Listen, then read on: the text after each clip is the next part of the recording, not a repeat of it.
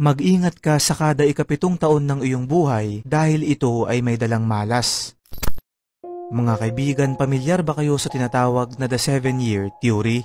Ang teoryang ito ay nakabase sa Biblia, partikular na sa The Book of Genesis na tinatawag ring The Joseph Effect. Sa teoryang ito pinaniniwalaan na sa kada ikapitong taon ng ating buhay ay makakaranas daw tayo ng matinding dagok o problema na kabilang sa proseso ng ating spiritual awakening. Ang halimbawa ng mga taon na ito ay noong tayo ay 7 years old, 14, 21, 28 at patuloy pa.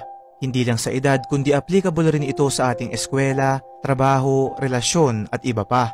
Halimbawa sa eskwela nung ikaw ay grade 7, sa trabaho kapag ikapitong taon mo na sa trabahong yun, at sa relasyon kapag kayo ay 7 taon nang magkasintahan na tinatawag naman ng iba na The 7-Year Itch. Sa teoryang ito rin binase ang palabas na The 7-Year Itch noong 1955 at ang kantang 7 Years ni Lucas Graham noong 2015. Kaya naman kaibigan, subukan mong isipin kung anong mga problema at kamalasan nga ba ang iyong kinaharap sa mga panahong yun. I-comment mo ito sa baba at magkakasama natin itong pag-usapan.